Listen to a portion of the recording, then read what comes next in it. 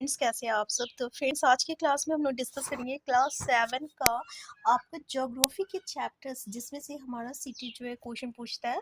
और हम ऐसे इंपॉर्टेंट टॉपिक को डिस्कस करेंगे जो कि हमारे लिए इंपॉर्टेंट है, और यहाँ हम डायरेक्ट जो है चैप्टर लेके आए हैं, ठीक है। क्योंकि ऑलरेडी हम लोग चैप्टर का एमसीक्यू तो करते ही है, साथ में जो है हम लोग का चैप्टर भी डिस्कशन करना बहुत जरूरी है, ठीक है। तो आज के क्लास में हम लोग क्लास 7 का जो है स्टार्ट करने वाले हैं। तो चलिए, पर्यावरण पर्यावरण तो देखिए, यहाँ से यहाँ तक अगर हम देखें तो ऐसा कुछ भी इम्पोर्टेंट नहीं है। जो इम्पोर्टेंट है वो हम आपसे डिस्कस करेंगे, ठीक है। तो यहाँ पे देखिए क्या बोल रहा है कि हाँ, शिक्षक ने कहा लेकिन जरा रुको, कुछ वस्तुओं का निर्माण प्रकृति ने किया है, जैसे पर्वत, नदियाँ, पेड़, प्राणी, जबकि अन्य का निर्माण मानव ने किया है, जैसे सड़क, कार, कपड़े, किताब आदि। जैसे अगर यहाँ पे हम देखा जाए तो पर्यावरण होता क्या है, तो जो भी हमारे आसपास जो भी हम देखते हैं तो वो पर्यावरण है, ठीक है। तो इसमें कुछ चीजें जो होती है ना वो मानव निर्मित होती है, और कुछ चीजें जो होती है ना ये आपको नेचुरल होती है, यानी कि अ, इस प्रकृति के दिया हुआ रहता है। जैसे कि अगर आप बोले नदियाँ हो गया, पेड़ हो गया, पौधे हो गया, जानवर हो गया, प्राणी हो गया, ठीक है।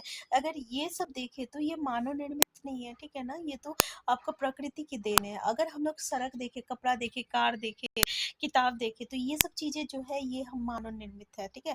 तो हमारा पर्यावरण में दोनों चीजें हो सकता है, एक मानव निर्मित और एक प्रकृति, ठीक है। तो ये इम्पोर्टेंट है, याद रखिएगा। इसके अलावा पर्यावरण के घटक से क्वेश्चन आ सकते हैं। तो एक होता है प्राकृतिक, होता है, एक मानव निर्मित होता है, जो कि अभी हम लोग डिस्कस कर चुके हैं। अगर प्राकृतिक में हम लोग देखें तो हमारा 3 मंडल होता है, ठीक है। एक होता है जल मंडल, वायुमंडल और स्थल मंडल होता है। तो और एक होता है आपका जीव मंडल होता है। तो स्थल मंडल जो भी आपका ऊपरी भाग है जो, ठीक है, मतलब हम लोग कह सकते हैं जो भी जैसे चट्टान हो गया, जमीन हो गया, धरती हो गया, इसको हम लोग क्या कहते हैं, जो भी स्थल भाग है उसको स्थल मंडल कहते हैं।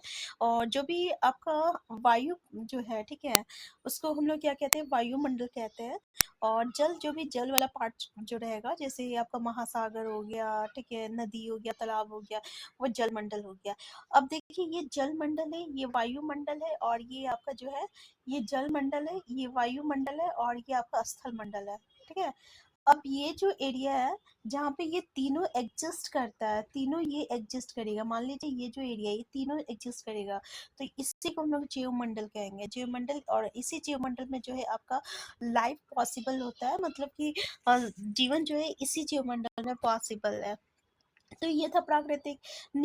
मानव निर्मित में तो समझ रहे हैं, जो भी मानव की देन है। अगर पार्क बोले, पुल बोले, इमारतें बोले, सड़क बोले, उद्योग बोले, ये जो है मानव निर्मित है। अब देखिए, मानव का मानव में क्या क्या आ सकता है। जैसे कि एक व्यक्ति हुआ, फिर उसका परिवार बनता है, फिर समुदाय बनता है, फिर धर्म आती है, फिर शैक्षिक आती है, फिर आर्थिक होती है, फिर राजनीतिक स्थिति आती है। तो ये है। अब देखिए, सजीव और जीव, इस पे हम लोग डिस्कस कर ही चुके थे। इसके अलावा पर्यावरण जो है ना, इसका मतलब एनवायरनमेंट होता है, और इसकी उत्पत्ति जो है ना फ्रेंच शब्द एनवायरोनेर या एनवायरोनेर से हुआ है। इसका अर्थ मतलब क्या होता है, पड़ोस होता है। तो ये थोड़ा सा ध्यान दीजिएगा।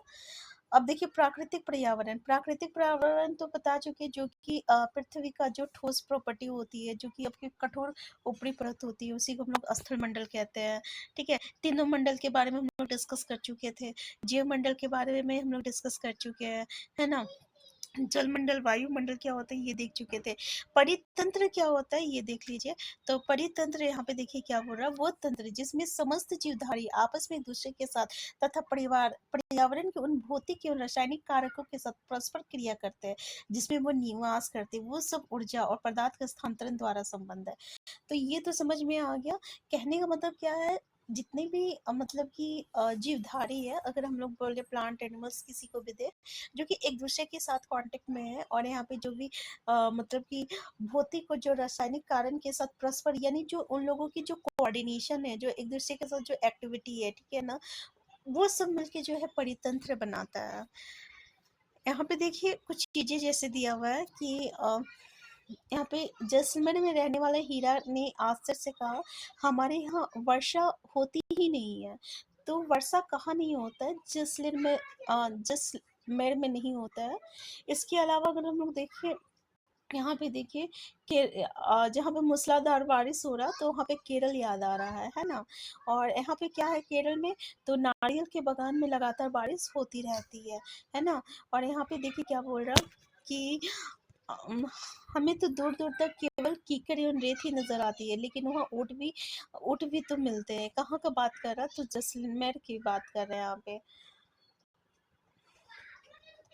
अब यहाँ से यहाँ तक हमें कुछ देखने को नहीं मिलता, लेकिन ये देखने को मिलता है कि 5 जून को हम लोग क्या मनाते हैं, पर्यावरण दिवस मनाते हैं। तो ये इम्पोर्टेंट है। मानव पर्यावरण में क्या है, एक चीज आता है वस्तु विनिमय पद्धति। इसका मतलब क्या होता है, तो यहाँ पे वस्तु विनिमय पद्धति का विकास हुआ। कहने का मतलब क्या हुआ, जैसे कि जैसे जैसे यहाँ पे मतलब कि मानव ने पर्यावरण के उपयोग और उसमें परिवर्तन करने के कई तरीके सीख लिए। उसने फसल उगाना, पशु पालना, अस्थायी जीवन जीना सीख लिया।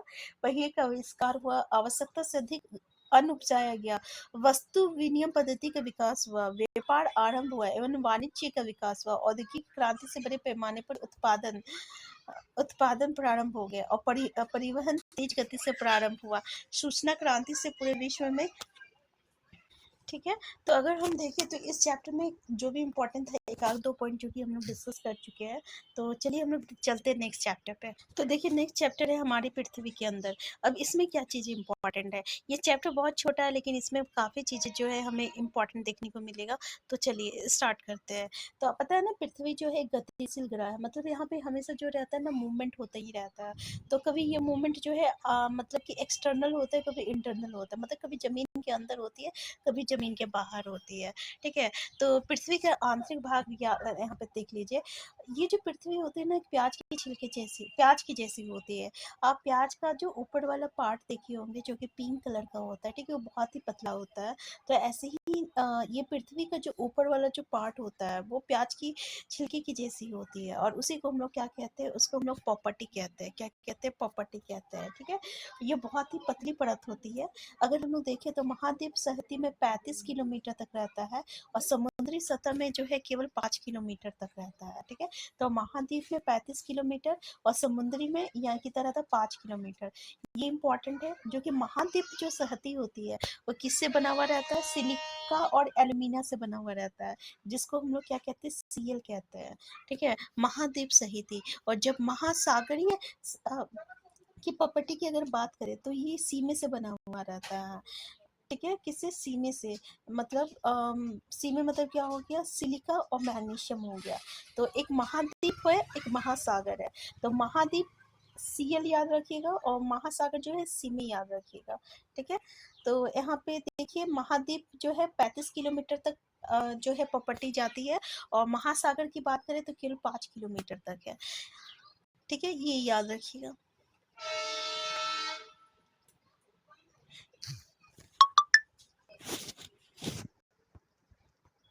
इसके बाद हम लोग देखें कि जैसे कि ये प्याज के अंदर जैसे ऊपर वाला जो छिलका हट जाता है, उसके बाद फिर से उसके अंदर कवर मिलता है, फिर से उसके अंदर कवर रहती है। तो ठीक प्रॉपर्टी की जो अंदर वाला जो पार्ट होता है, ये 3 पार्ट में होता है। ये कोर हो गया, ये आपका मेंटल हो गया, और ये प्रॉपर्टी है, ये ऊपर वाला प्रॉपर्टी है। ये आपका क्या हो गया, मेंटल हो गया, ये कोर हो गया।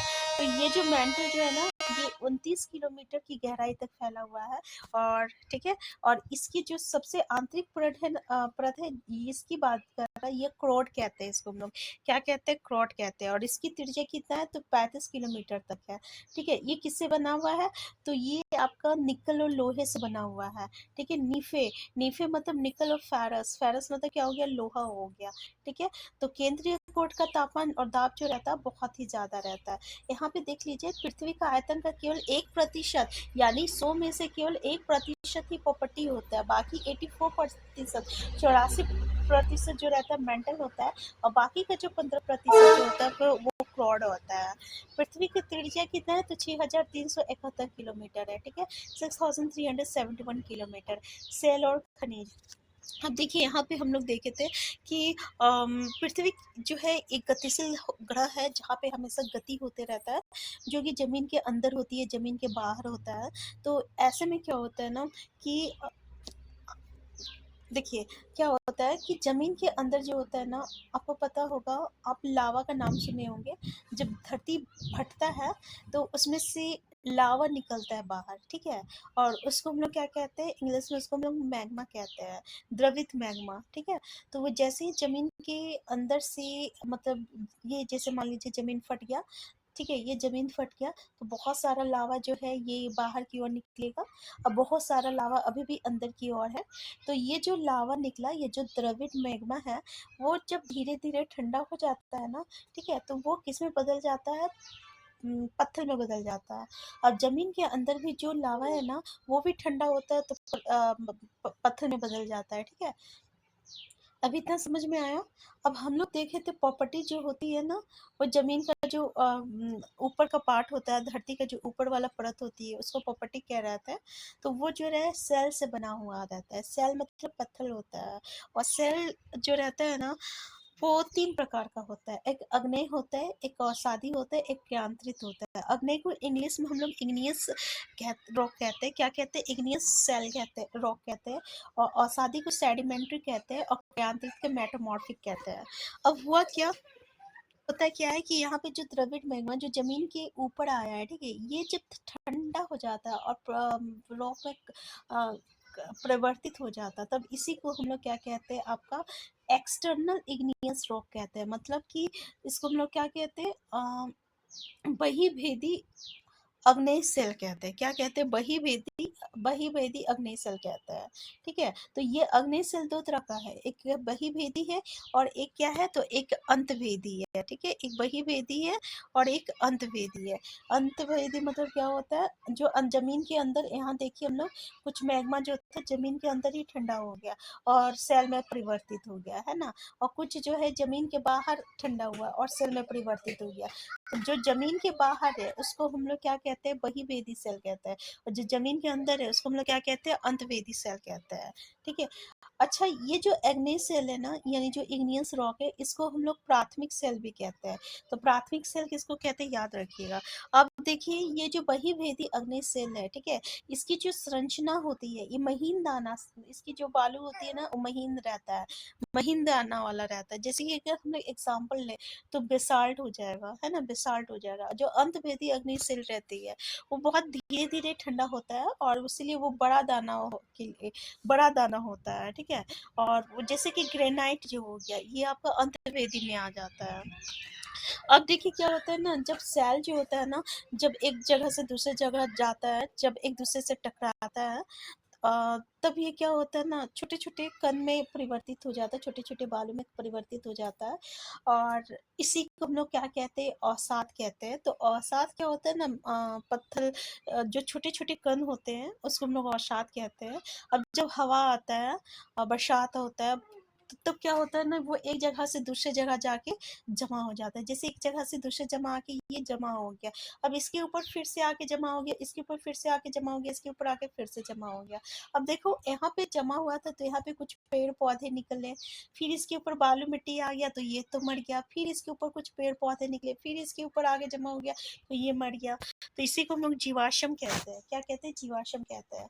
तो जब ये एक के ऊपर एक आता है, तो जब इसमें प्रेशर और टेम्परेचर पड़ता है, तो ये धीरे धीरे जो है सेल में परिवर्तित हो जाता है, और इसी को हम लोग औषधि सेल कहते हैं। उदाहरण के लिए अगर हम लोग देखें, तो चिकनी मिट्टी जो है प्लेट में परिवर्तित होता है, और चूना पत्थर जो होता है संगमरमर में। तो चिकनी मिट्टी जो है स्लेट में, और चूना पत्थर जो है संगमरमर में, ठीक है? ये है अवसादी सेल। इसके बाद आता है क्यांत्रित सेल। तो क्यांत्रित सेल होता क्या है, देखिए, जब अवसादी सेल और अग्नेय सेल में जब उच्च दाब और ताप पड़ता है, यानी हाई प्रेशर और टेम्परेचर जब इस पे पड़ता है, तो ये जो है क्यांत्रित सेल में परिवर्तित होता जाता है, जिसको हम लोग इंग्लिश में मेटामॉर्फिक रॉक कहते हैं। क्या कहते हैं? मेटामॉर्फिक रॉक कहते हैं। उदाहरण के लिए, जैसे कि चीनी मिट्टी जो है प्लेट में, और चूना पत्थर संगमरमर में, सॉरी, ये इसका उदाहरण था। अभी हम गलती से अवसादी में बोल दिए थे, ठीक है? तो ये क्यांत्रित सेल का उदाहरण है, ठीक है? तो इसको हम लोग क्यांत्रित सेल कहते हैं। तो ये जो परिवर्त परिवर्त मतलब ये जो एक से दूसरे में परिवर्तित हो रहा है।